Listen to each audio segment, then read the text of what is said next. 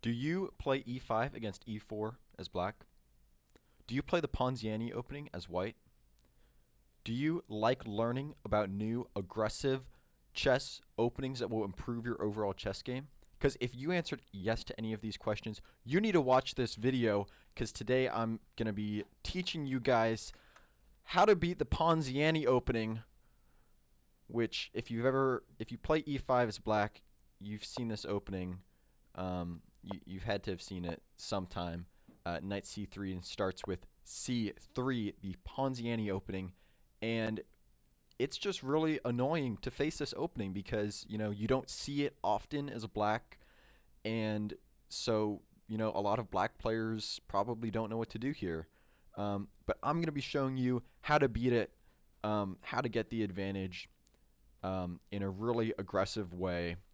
And this opening is just so much fun. It has a great win rate for black. This actually has the best win rate out of any variation I could find in the Ponziani. And this is probably going to be a two-parter because there's just so much content in this opening that if I put it all into one video, it'd be way too long. So without further ado, this is the Ponziani. I'm going to show you how to beat it.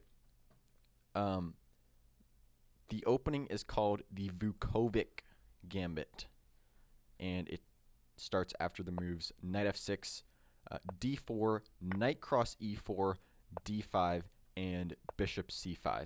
Now it's a gambit. It has gambit in the name because obviously you're gambiting your knight here, but black is actually going to get a ton of compensation.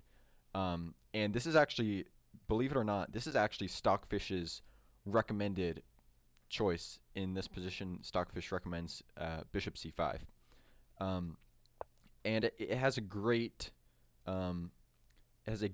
win rate for black. Even in the Masters database, black is winning 50%, white is winning 47%, and there are 3% draws in the Masters database from this position. So if you play it right, you're going to be able to get some wins. In the Lee Chess database, the win rate is even better.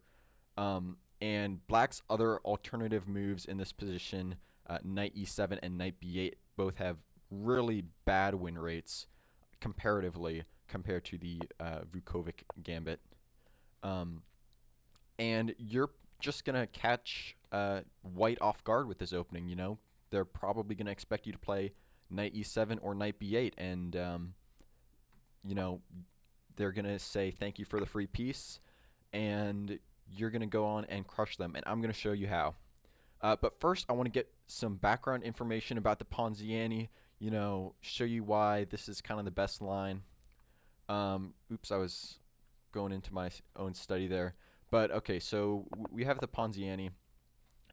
This is just going to be some general background information and like why you should play the Vukovic instead of other variations of the Ponziani. Okay, so the starting position of the Ponziani, black has 5 choices.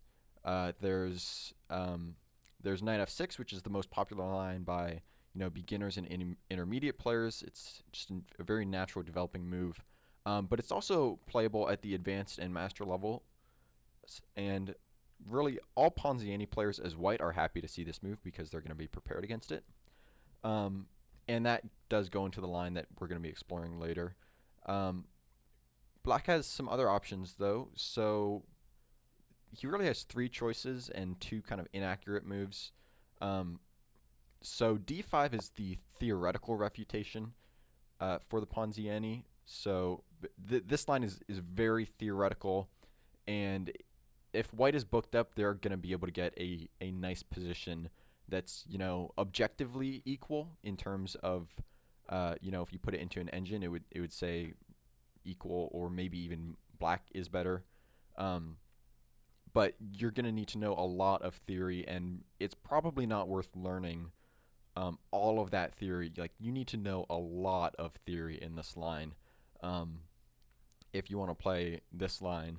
And so that's why this is what I actually used to play, and then Eric Rosen demolished me when I played this line, and now I don't play this anymore.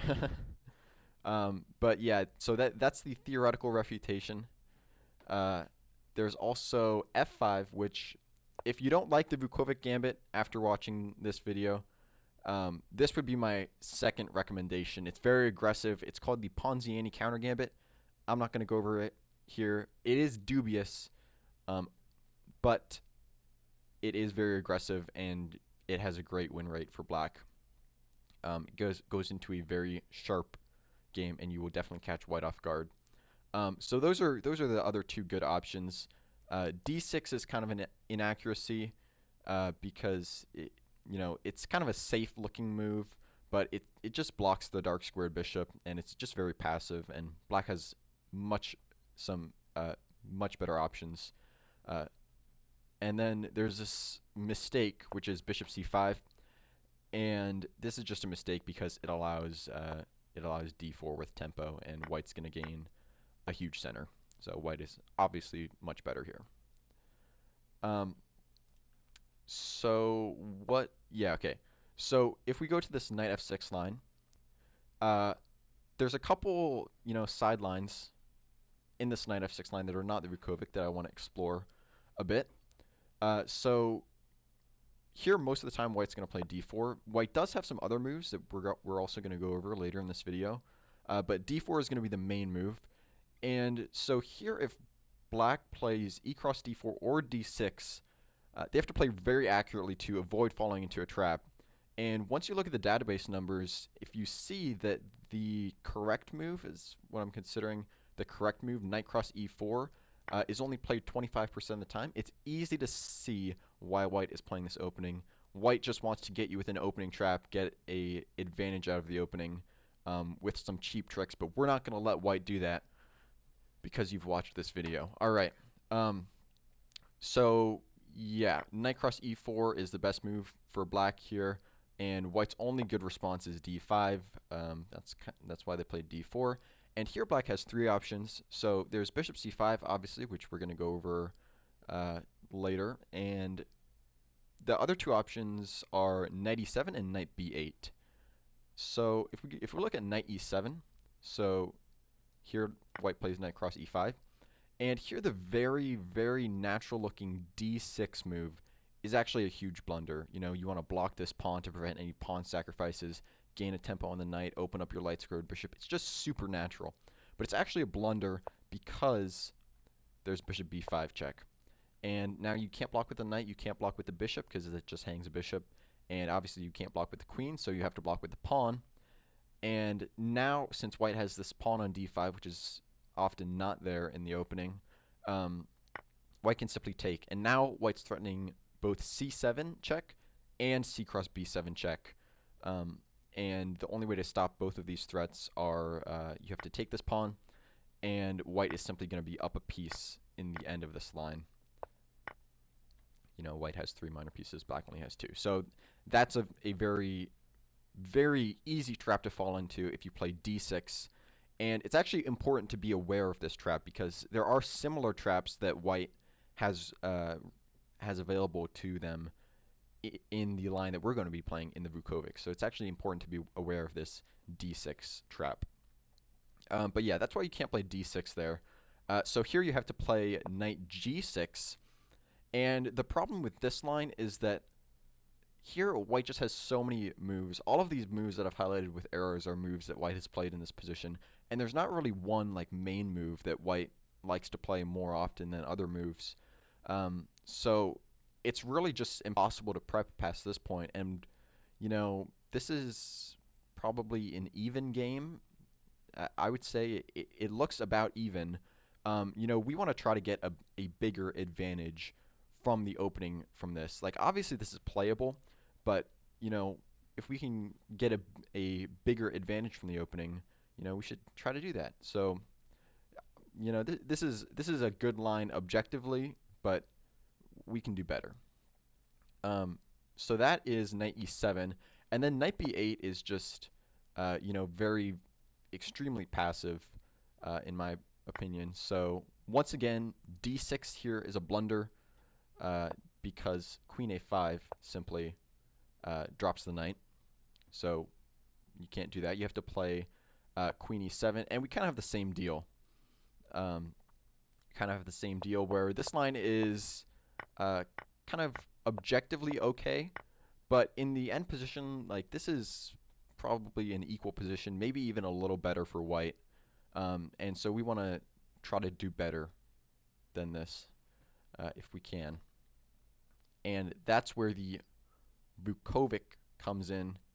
I think I've gone over all the lines in this chapter. Let me just... yeah, I have. So that's where the Vukovic comes in, but we're not going to get to that yet. First, I have to go over how white can avoid the Vukovic Gambit. So there is a sequence of moves, e4, e5, knight f3, knight c6, c3, knight f6. And here, the main move most Ponziani players are going to play is d4. But, oops. Oh my goodness, I just got rid of all the errors. So yeah, the main move is going to be d4. But the Vukovic Gambit is actually so annoying to face as white that there are moves that white plays. They're called anti-Fraser defenses.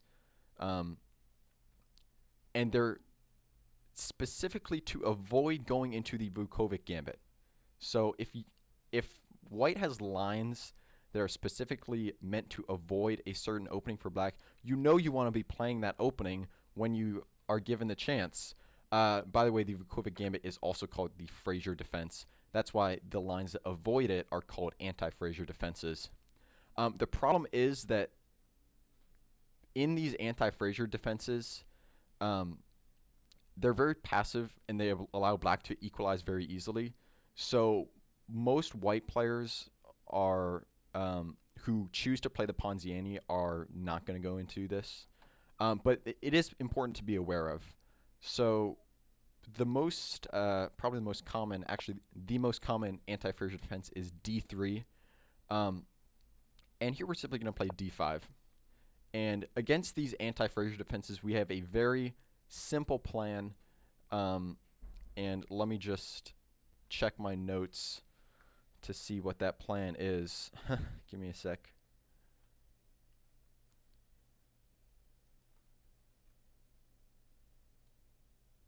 Right, okay. So the plan is if white defends his e4 pawn with moves such as, oh, hey, look, the arrows are back. If white defends the e4 pawn with moves like d3 or queen c2 or bishop d3, then black can simply play d5 and equalize very easily. And if black does not defend his e4 pawn with moves such as bishop c5 or bishop b4, we're just going to take the e4 pawn and we'll have an advantage that way. So that's a very simple plan. It's how to equalize. There's no really aggressive response, kind of because it is a passive line from white. So there is this one line that you can be aware of. So here after d3 and d5, the most common move is actually e cross d5. Most common move by far, but this is actually an inaccuracy. You can take with the knight here, but I actually think it's better to take with the queen because white doesn't have this c3 square for his knight, so he can't gain a tempo on the queen. And if white ever plays c4, black can simply retreat the queen to d6 or d8 and have a nice position. And black has already definitely equalized here. Maybe they're even better. So this is a good line for black. And I think I'm gonna end it there. But in the next part of this video, I'm gonna be dropping it tomorrow. We are gonna be exploring the actual Vukovic Gambit, how to beat the Ponziani, and we're gonna be showing decline the gambit and accepting the gambit. It's gonna be great, so be on the lookout for that.